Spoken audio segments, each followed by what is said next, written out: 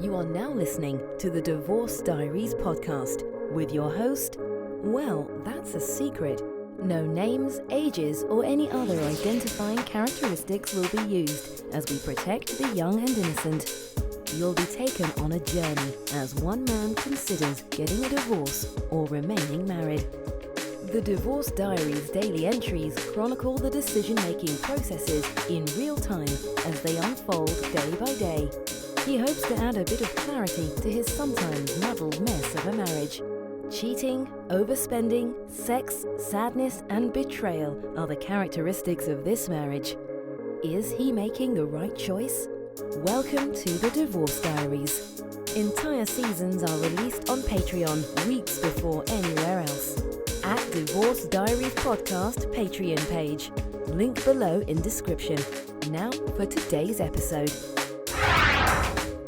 Welcome to the rebooted Divorce Diaries podcast, where I'm recording everything with a brain, with my emotions checked, and I've finally come to understand and realize that I was way more angry, way more bitter, and therefore way more childish, and kind of sort of throwing temper tantrums the whole time I was recording Divorce Diaries 1.0. We'll call it the anger issues.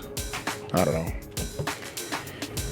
It's just me making a little joke about it, trying to make it a little bit light because the situation is just so damn heavy. Anyway, this rebooted Divorce Diaries podcast is going to focus primarily on something that was said to me very recently that helped things fall into place for me. By my wife, she said something to me. Now, before I get into the diary entry, I want to talk about me and my flaws, because that is what this Divorce Diaries podcast is now about, and what it should have been about the entire time. Me and my shortcomings, maybe as a father, definitely as a husband, and as a person overall. I flat out don't listen. This isn't hyperbole. This isn't me exaggerating for any shock value or anything like that. I will literally be told something like, hey, I just folded all of your clothes. We'll go with that, because I can't think of anything. I just folded all your clothes. And I'm like, okay, do you want to have dinner? And I'll just start talking about that, because there was something else that was maybe already on my mind, and I wasn't able to switch gears and come out of that. And I said something. I said something else. I said something totally unrelated or whatever.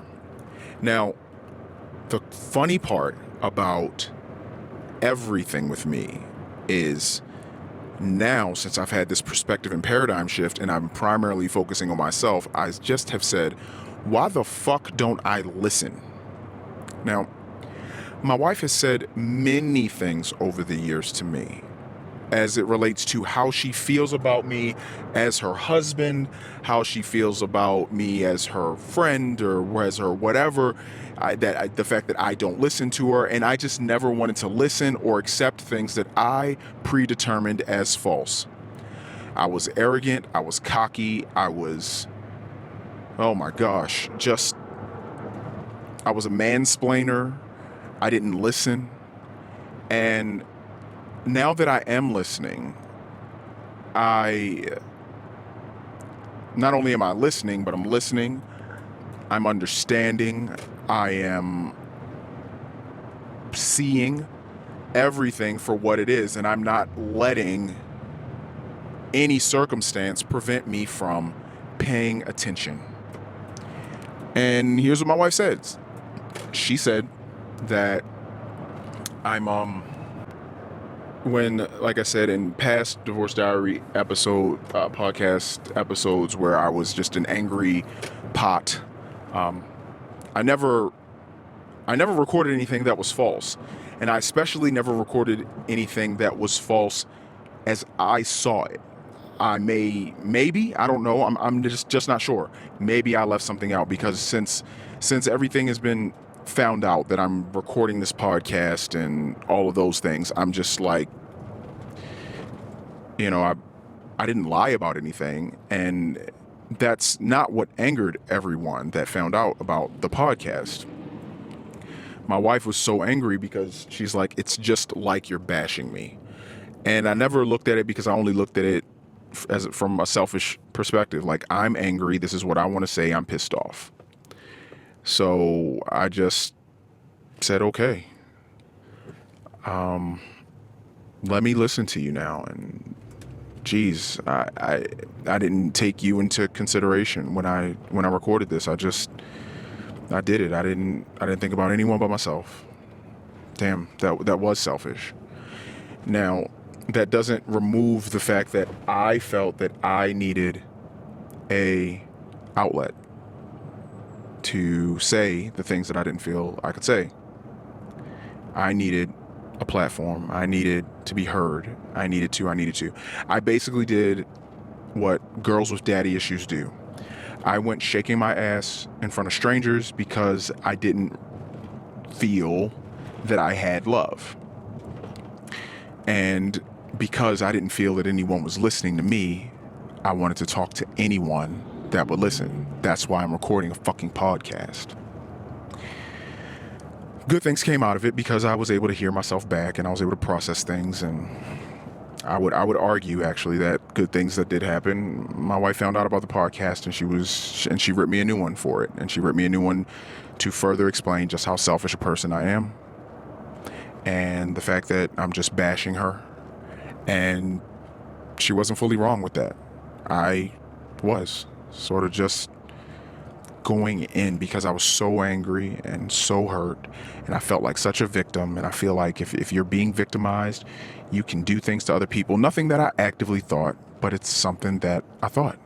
And it just influenced me in all ways and made me an even worse version of the already fucked up version of me that I am.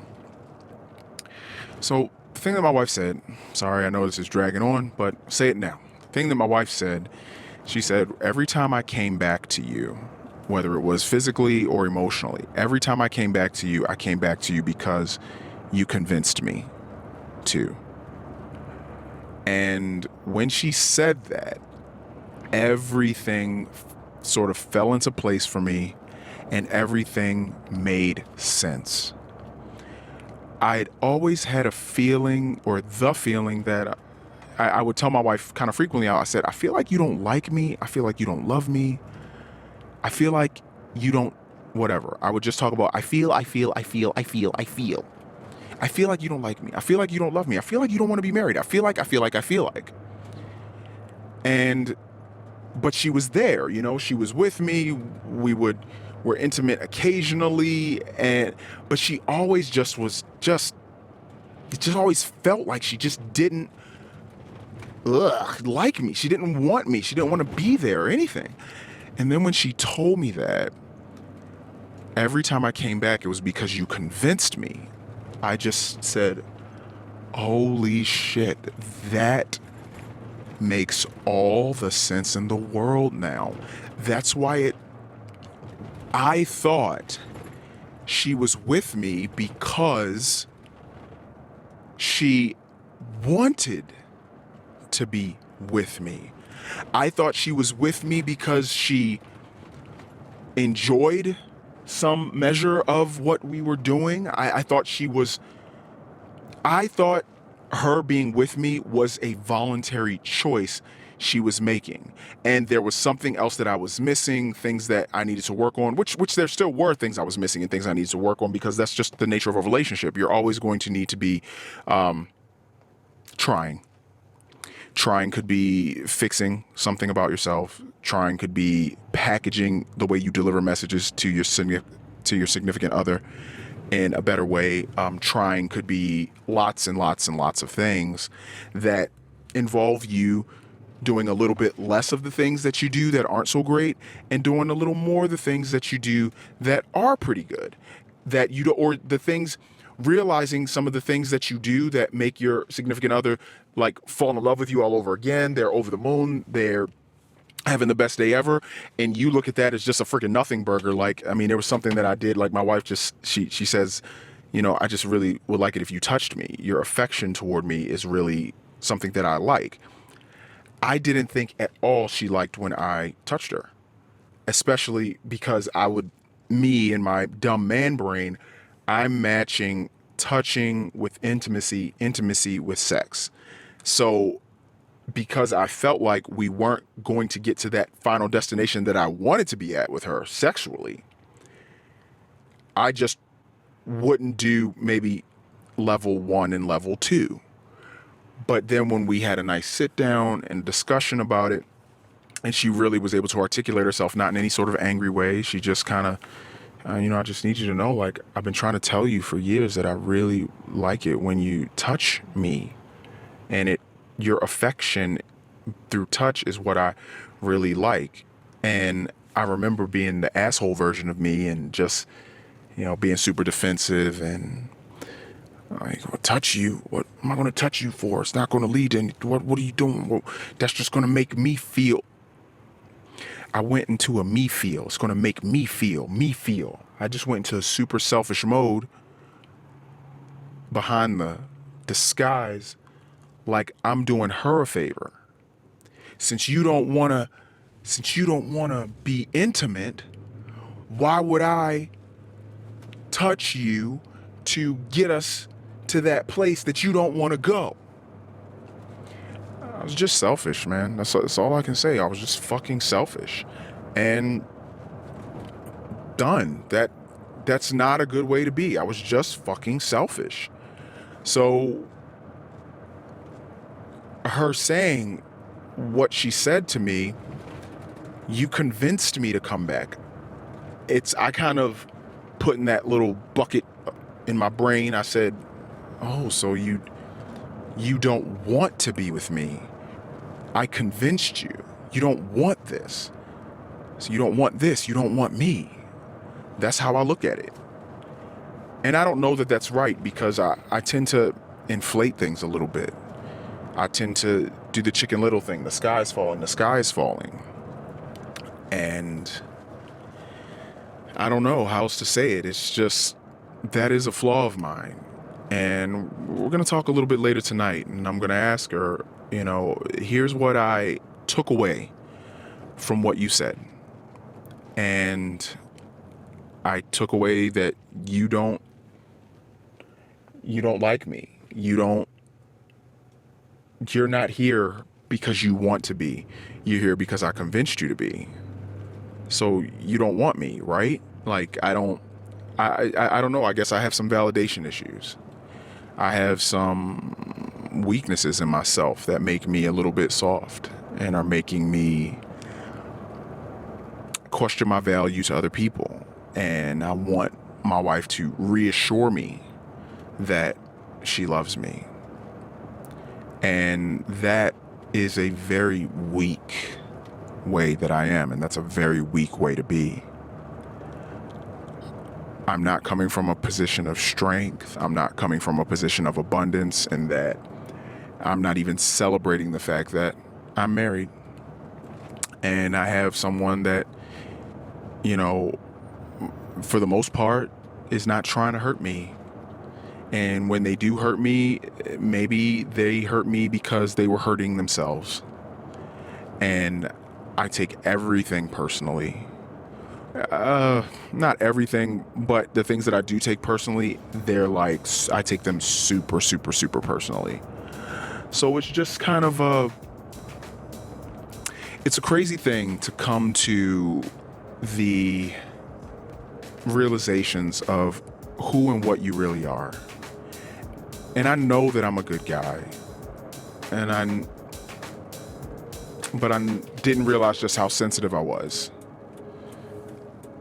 I didn't realize how soft I was. I didn't realize any of that. And now I do. And I'm working on it. And I gotta say, that's not on my wife. It's not on my wife to deal with a man that is emotionally as weak as I still am. But the good part is, I know that now. I'm not moving through life in that, oh my gosh, woe is me. My wife won't just, how come she can't? What if she just does more of, what the? Nope. That's not me, because that's not how I view the world anymore.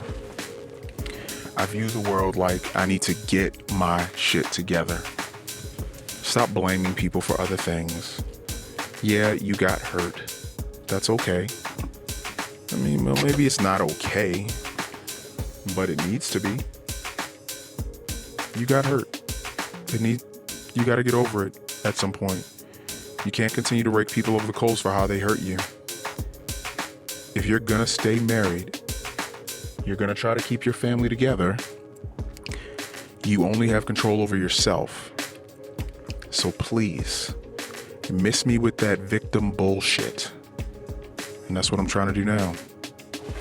Stop all my victim bullshit. Wow, that was the Divorce Diaries podcast. The Daily Saga will continue tomorrow. The full season's episodes are on Patreon now. Subscribe for early access. Click the Patreon link in the description. Hopefully these entries help our anonymous recorder as a form of his own personal therapy. That's his hope and his intention. Will these recordings of life's curveballs lead this family to the best resolution in the end? We'll keep listening. New episodes are released daily on all podcast players, but all episodes are available on Patreon at Divorce Diaries Podcast Patreon page. Until next time.